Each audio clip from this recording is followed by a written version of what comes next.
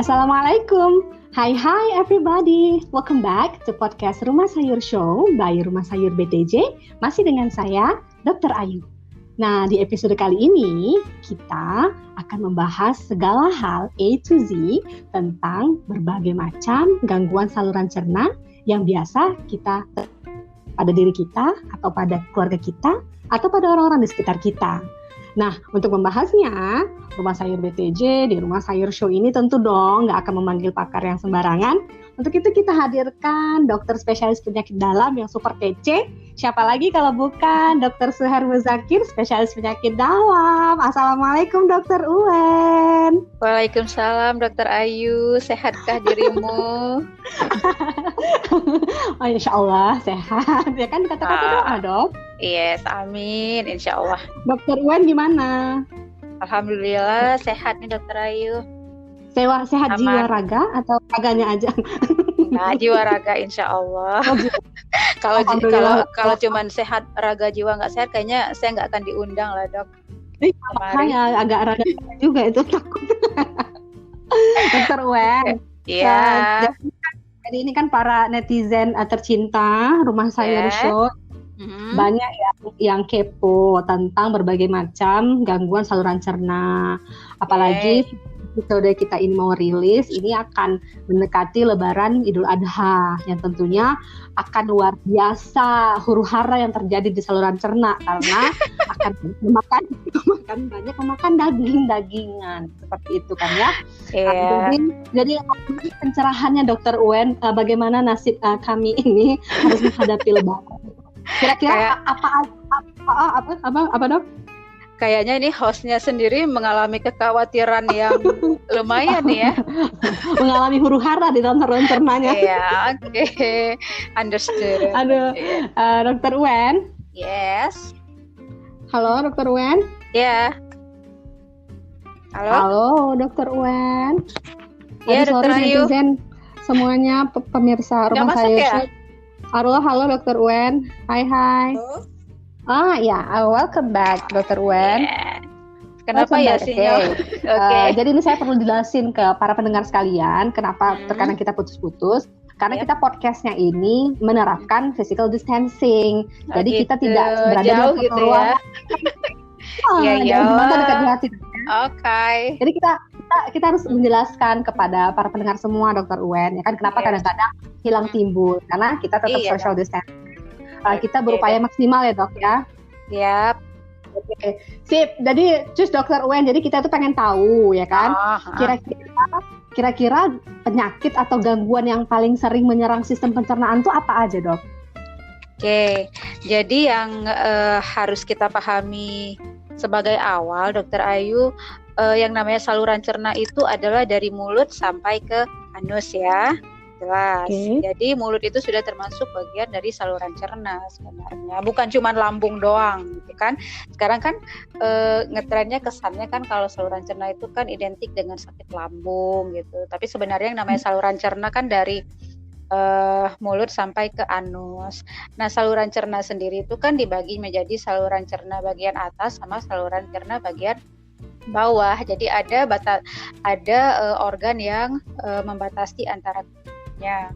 Nah, penyakit gangguan saluran cerna itu sebenarnya sangat-sangat banyak terayu. Mulai dari yang sederhana sampai yang serius pastinya. Di antara yang semua jenis-jenis penyakit paling sering dan paling dominan dialami itu adalah penyakit kalau istilah awamnya kan sakit asam lambung ya.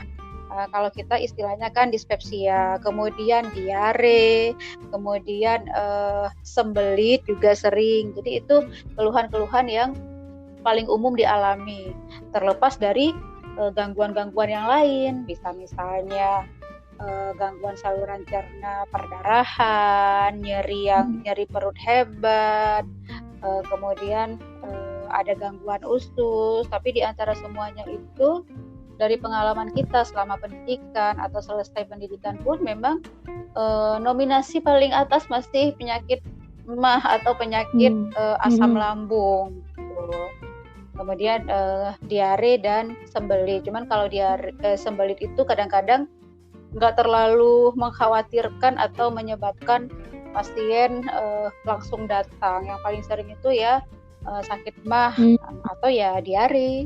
Kalau memang sudah berlebihan ya itu yang membuat mereka itu datang ke dokter. Kalau yang lain-lainnya itu ada tapi frekuensinya lebih di bawah lah dibandingkan dengan sakit mah. Penyebabnya apa, Dok? Penyebab sakit yang mah ya, Dokter Ayu ya. Sebenarnya gini, yang namanya lambung kita itu ada faktor proteksi yang melindungi dan ada faktor agresif yang merusak ceritanya. Jadi faktor yang melindungi itu misalnya mukosa lambung, kemudian ada faktor yang merusak misalnya infeksi bakteri, kemudian asam lambung yang jumlahnya berlebihan. Nah, ada hal-hal tertentu yang membuat faktor agresi ini lebih banyak. Misalnya asam lambung yang berlebihan karena apa?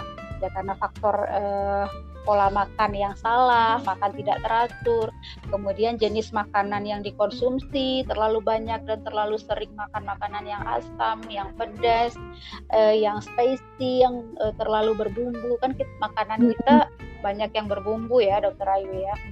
Nah, kemudian kopi juga, kemudian bagi kebiasaan orang luar mungkin alkohol, kemudian beberapa jenis obat-obatan seperti obat anti nyeri, itu hanya dari faktor makanan sendiri, belum dari faktor yang di luar makanan, misalnya aktivitas fisik yang berlebihan, aktivitas psikis atau stres yang berlebihan, rasa cemas yang berulang kali datang gitu. Jadi ada banyak faktor yang menyebabkan pengeluaran asam lambung itu lebih banyak. Nah, sementara faktor proteksinya juga tertekan. Jadi apabila faktor agresifnya lebih banyak daripada faktor yang melindungi, terjadi ketidakseimbangan, di situ keluhan itu akan muncul. Keluhan muncul itu banyak. Ada orang yang nyeri perut, dari ulu hati sampai ke perut kiri biasanya. Ada yang mual muntah, ada yang sendawa terus menerus, ada yang kalau asamnya pun terlalu banyak sampai reflux ke atas, GERD kan istilah kita gitu. Jadi ada yang jadi sulit bernafas atau dada terasa panas. Jadi intinya apabila terjadi ketidakseimbangan antara faktor agresif dan faktor proteksi atau defensif, disitulah muncul keluhan. Dan itu juga yang menjawab kenapa orang dengan pola makan yang mungkin sama nih, kita sama-sama suka makan pedas nih Dokter Ayu, tapi kok Dokter Ayu baik-baik aja, saya kok enggak gitu ya. Mungkin ada faktor lain yang di saya ada, di Dokter Ayu enggak ada. Mungkin saya lebih pencemas, atau mungkin saya orangnya gampang stres gitu-gitu, Dok. Jadi kadang-kadang kan banyak tuh pasien yang kawan saya juga minum air lemon misalnya sehari sampai 8, nggak apa-apa, sehat. Sedangkan saya kok baru minum 1, karena ya mungkin ada faktor lain yang membuat perlindungan lambungnya juga lebih rendah. Apakah ada cara, Dok, untuk melapisi mukosa lambung supaya tidak terlalu tersakiti gitu? Tersakiti dengan berbagai macam serangan makanan atau lain, ada nggak caranya biar bisa dilapisi mukosanya? Sebenarnya mukosa lambung itu kan memang sudah dihasilkan oleh lambung ya, Dokter Ayu ya. Yang harus kita lakukan hanyalah menjaga faktor-faktor pencetus tadi supaya tidak berlebihan. Contohnya nih, misalnya kita dokter, makannya tidak teratur, stresnya pasti ada gitu kan.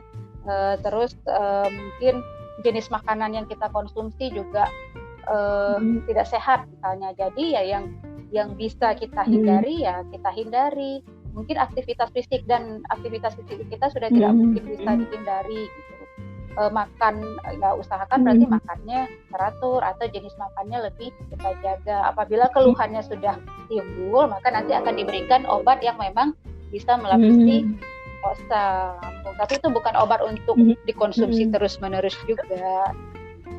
Intinya sebenarnya kita menjaga keseimbangan Itu saja siap. sih, Dokter Ayu. Terus kadang-kadang kan banyak pertanyaan dari teman-teman itu dok, bertanya kadang-kadang kalau dia Ya. sudah kambuh mah itu bisa sampai sesak nafas. Itu apakah benar bisa atau sugesti atau seperti apa dok? Oke. Kadang-kadang orang menganggap semua kesulitan bernafas itu adalah sesak nafas. Tapi yang sebenarnya kan sesak nafas itu adalah gangguan pernafasan ya Dokter Ayu ya. Sedangkan pada MA atau asam lambung ini biasanya sulit untuk bernafas atau berat untuk bernafas karena asam lambungnya terlalu banyak, reflux ke atas, sebagian yang namanya jangan pernah kita lupakan yang namanya tenggorokan kerongkongan kita juga berada di dada kan. Jadi kalau kita menderita penyakit GERD atau asam lambung kita sedang reflux ke atas, itu juga membuat dada terasa nyeri sampai kita sendawa itu kan terasa asam kadang-kadang di tenggorokan. Nah biasanya dengan kondisi kembung dan lain-lain itu membuat pasien terasa sulit untuk bernafas, berat, bernafasnya itu berat, tapi bukan yang sesak sampai lebih dari 15 kali dalam semenit, biasa tidak, kecuali memang mungkin dia ada gangguan pernapasan lain. Tapi kalau yang murni karena lambung itu tidak. Satu, yang kedua ada memang yang kita sebut sebenarnya sindrom hiperventilasi. Itu sebuah gangguan psikosomatis, itu juga kadang-kadang combine dengan gangguan MAH. Jadi seperti yang kita katakan tadi kan gangguan KIS juga bisa menyebabkan keluhan lambung yang hilang timbul. Nah, pada orang-orang tertentu kita sebut itu sindrom ventilasi juga, dia akan merasa sulit untuk bernafas karena gangguan lambungnya juga. Jadi di situ memang terlihat seperti orang yang sesak, tetapi sebenarnya bukan karena saluran nafasnya yang terganggu. Ada sambung. Oke, siap. Satu lagi pertanyaan yang terkait dengan ini ya, sebelum kita lanjut ke masalah yang lain. Ini kan kita selesaikan dulu masalah satu-satu. Jadi ada orang tuh ya dok, biasanya tuh yang paling sering melakukan ini biasanya tuh kan orang-orang yang makanannya nggak teratur, atau ya begitulah kan jadwal kerjanya nggak teratur. Jadi mereka sering mengkonsumsi obat-obat MAH yang dijual bebas gitu kan, merasa masalah sedikit terus konsumsi itu, masalah sedikit konsumsi itu boleh nggak sih? Oke. Yang paling penting sebenarnya adalah dia paham apa yang dia alami, gitu ya. Kemudian sebaiknya dia sebelum membeli obat tersebut harus konsultasi dulu ke dokter, baik dokter umum ataupun dokter penyakit dalam sih nggak terlalu masalah gitu. Dia harus memastikan memang sakitnya itu sakit lambung atau bukan gitu. Karena yang namanya nyeri perut kan terlalu banyak penyebabnya. Jadi dia harus tahu dulu itu adalah sakit lambung, satu. Yang kedua, biasanya pada saat kita berobat ke dokter akan memberikan obat dan akan menjelaskan obat ini buat apa. Jadi dan kapan pasien itu bisa membeli bebas gitu. Memang kita tidak bilang ini harus datang ke kita, enggak. Tapi yang paling penting adalah pasien paham penyakitnya apa dan pasien paham yang dibelinya apa gitu. Kan obat lambung itu kan jenisnya banyak ya Dokter Ayu. Ada yang ada yang untuk meredakan nyeri misalnya, ada yang untuk melapisi mukosa lambung, ada yang untuk mencegah agar asam lambung itu keluar berlebihan. Nah, pemberian obat-obatan itu kan beda-beda sesuai dengan keadaan pasien. Seandainya pasiennya itu paham, sudah mengerti, ya mungkin untuk sementara dia bisa membeli sebelum ke dokter. Akan tetapi jika dia mengkonsumsi obat terus-menerus tanpa ada monitoring yang tepat, itu juga tidak baik.